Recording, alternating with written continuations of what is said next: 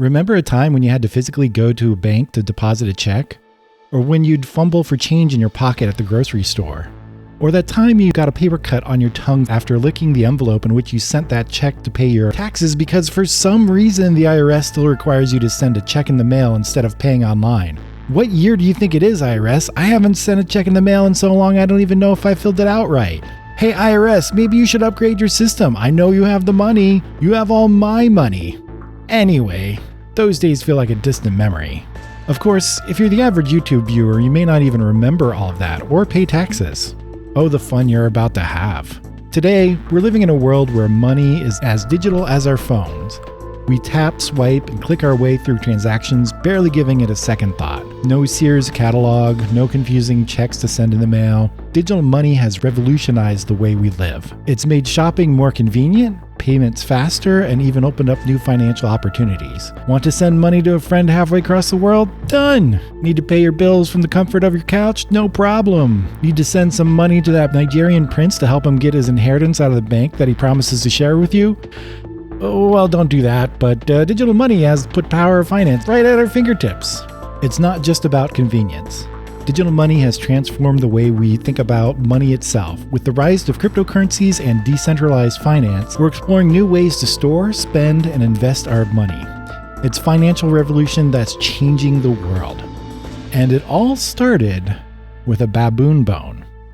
But before we talk about how it really happened, here's a word from our sponsor, Dogecoin. Don't you want to put your money into cryptocurrency made as a joke and named after a dog meme? Sounds like a great financial advice. Just kidding. Even though it'd be easy to get a sponsor from a scammy coin or a cryptocurrency exchange that'll crash and burn like FTX, we're not doing that. The sponsor for this video is us. Echoplex Media is our corporate overlord. This channel is only one of many shows under the Echoplex Media banner. You can find out about all our shows at echoplexmedia.com. We have any kind of end-of-the-world corporate dystopia content you want. You know, for those times when you feel like the world is just too stable and sane. But what if you don't want to watch dystopia beat videos? Do you want swag? Of course you do. You can get Echoplex swag at eplex.store. We have all the images slapped on shirts. Check out our logo on a shirt. You can get a tinfoil hat. That's just a regular hat with the word tinfoil embroidered on it. For a limited time, you can use the promo code MONEYPOWER to get 15% off any order. That's MONEYPOWER, all caps, one word, 15% off. Or you can just join our membership if you want to support us without giving us any cool swag. No tinfoil, toast, or cats were harmed in the making of this swag. Back to our story and the strange baboon bone. What was it about this bone that is so important? Well, first, it was somewhere between 44,200 to 43,000 years old. But it isn't the age of the bone alone that's important. It's the 29 distinct marks made by a caveman. Really, it's more likely made by a cave woman, and the marks were used to count days. We'll leave it up to the viewer to figure out why 29 marks implies a woman counting days. The Lobombo bone is the oldest example of a tally stick. Tally sticks are ancient memory aid devices used to record numbers, quantities, and messages. Wood was the best form and readily available for most cave people, which is why they call it tally sticks and not tally baboon bones. Tally sticks were incredibly versatile. They could be used to record anything from debts to livestock to the number of days until the next full moon, which is particularly useful for all the werewolves out there. They were the original to-do list, but with a woody flavor. Though we wouldn't recommend gnawing on your tally sticks unless they're mesquite. Yum. Tally sticks were so effective that they were used for thousands of years. They were found in ancient civilizations all over the world, from Europe to Asia to the Americas. They were a testament to the ingenuity of our ancestors and their ability to find creative solutions to their financial problems. There were two basic types of tally sticks. Single tally sticks that were just like the bone described above. They were a single bone, stone, clay tablet, or wooden stick used as a mnemonic device. Basically, the creator of these devices were just like, hey, I need to count and remember the number for something. I think we'll use this stick right here. The second type of tally stick is the split tally stick. A split tally stick is like a single tally stick, but was made from wooden stick. These sticks were marked with notches and then split along the length of the stick, leaving two halves of the stick, each with a copy of the notches. These would be used when lending, where one half would be kept by the lender and the other half by the debtor. When the debt was paid off, the two halves of the stick would be brought together, and the entire stick would be broken in half to symbolize the end of the debt. Split tally sticks were so well trusted, they continued to be used long after other forms of recording debts became popular. Think paper. Split tally sticks were used in England all the way until 1826. That kind of longevity is something the selfie stick can aspire to. Tally sticks were great, but they were missing something very important. You know, the thing you are counting. So the geniuses of Mesopotamia, the original gangstas of modern-day Iraq, started adding what they were counting to their tally sticks, except their tally sticks were on clay. They kept their accounting information on clay tablets, which included both the count and what they were counting. There was just one problem. This started somewhere between 7,000 and 5,400 years ago. Writing wasn't invented yet. So how did they record what they were counting? They just made little pictures next to the count. Were they counting cows? There was a little picture of a cow next to the number. Were they counting grain? There was a little picture of some grain.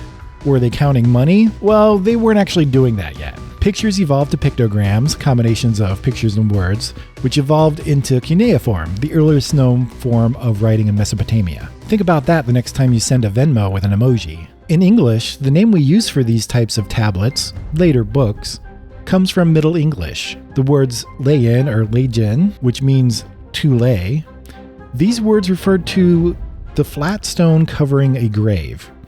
As such, we call the slab we lay our numbers to rest on a ledger. At this point, the advanced viewer knows where we're going. If you don't know where we're going, don't worry about it. I don't even know where we're going, and I'm reading this. Those advanced viewers are nerds anyways. Back to Mesopotamia.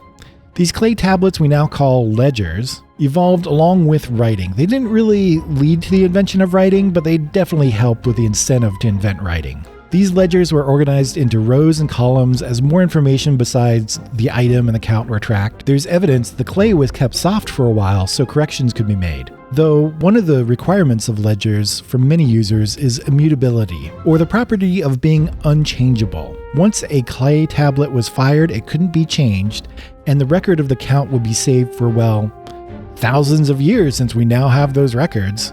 Take that Excel spreadsheet on a floppy disk. Do you guys even know what a floppy disk is anymore? The clay tablet ledgers from Mesopotamia were kept in temples. This meant the temples acted as sort of proto-banks. They kept track of all the wealth of the region. Little changed for thousands of years. Clay tablets gave way to paper with ink.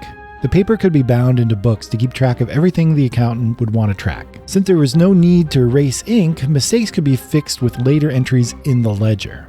Then the Italian mathematician Luca Pacioli changed everything and single-handedly kicked off the kind of modern accounting we are familiar with today. Though it is disputed whether or not he invented it, he detailed and helped spread the revolutionary idea of double entry accounting. With double entry accounting, every transaction would be recorded as both a credit for one account and a debit from another account. This allowed reconciliation between ledgers and allowed banks to work as we know them today. It would take Lorenzo de' Medici to use double entry accounting in a merchant bank. Lorenzo would then mediate between savers and borrowers, which led to one of the largest and well-known banks in history. The Medici Bank would survive for nearly 100 years. Profits from the bank would be used by the descendants of Lorenzo for patronage to the arts and sciences. This patronage would kick off the Italian Renaissance and would support some of the greatest artists of all time, including Michelangelo, the artist, not the Ninja Turtle.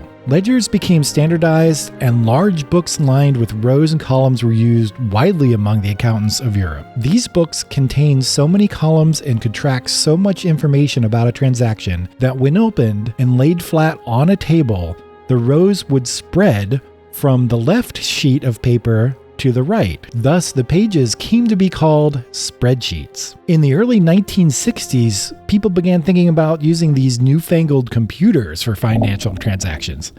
I'm sure it's just a fad, but it took until 1969 when the very first electronic spreadsheet was created and available for big companies. That was Excel, right? No.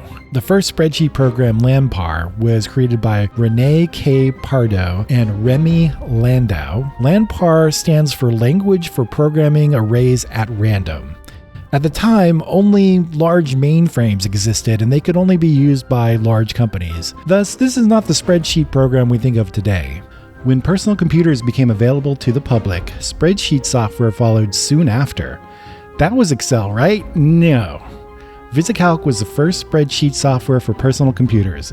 Dan Bricklin and Bob Frankston officially created VisiCalc in 1979 for the Apple II computer. As the first spreadsheet software that anyone can buy, VisiCalc became a killer app for the Apple II. That means people would buy the Apple II computer specifically so they could use VisiCalc. Then finally came Microsoft Excel, which was the first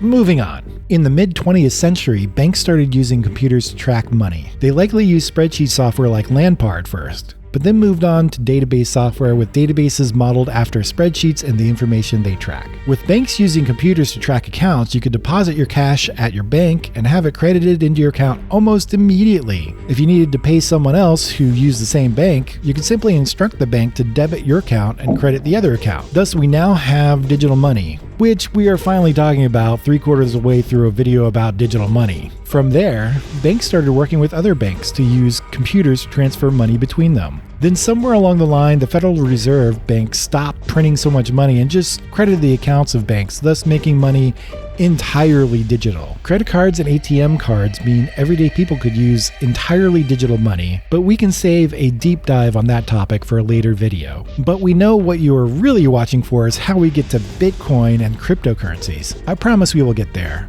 But we have one more invention to go before we do, and that invention was e-gold. What is e-gold? Well, in 1996, Douglas Jackson and Barry Downey looked at all this digital money banks are using and said, hey, we can do that. They bought a large amount of gold and allowed users on their website to basically buy grams of that gold and exchange it with other people on that same website. This was all handled by a digital ledger. E-gold ran on the back end. While this type of centralized digital money was somewhat popular with other companies doing something similar with the US dollar, notably Liberty Reserve, these services are illegal in the US. While we are not lawyers, it seems to us like if you try to do something like this, you need to register as a bank and follow banking rules, which Jackson and Downey did not do. Financial scams ran rampant on e-gold as transactions could not be reversed. The US government shut down e-gold in 2008. Just 1 year later, someone going by the name of Satoshi Nakamoto described and then implemented a form of digital currency that didn't require a central authority and thus could not be shut down by any government. The implementation of that currency is the first implementation of Bitcoin. Satoshi combined ideas about digital currencies that had been spreading on the internet for years. His implementation would create a distributed ledger that would track transactions on a peer-to-peer network. Cryptography and an incentive given to those who ran the network by mining coins keep the whole network safe. By safe, I mean you couldn't spend the same coin twice, thus keeping the total number of coins limited and valuable. Then, after inventing the greatest disrupting technology in modern financial history, Satoshi disappeared. But we will do a deeper dive on Bitcoin and other cryptocurrencies in another video. Actually, we will do deeper dives on just about everything we talked about in this video. We have plenty of videos to make. So from the humble beginnings of tally sticks to the complex world of cryptocurrencies, the journey of digital money has been nothing short of remarkable. And it all started with a simple bone. Who would have thought that a piece of ancient history would lead us to a world where we could send money with a tap of our fingers? Thanks for joining us on this journey. If you liked the video and want to know how we started using paper money, check out our video on the evolution of paper money. A link to that video should be on the screen now. Now let me just check my cryptocurrency holding and oh God, like and subscribe and check out our swag shop. I'm gonna need that swag revenue to make up for my crypto losses. We'll catch you in the next video if I still have money to make it.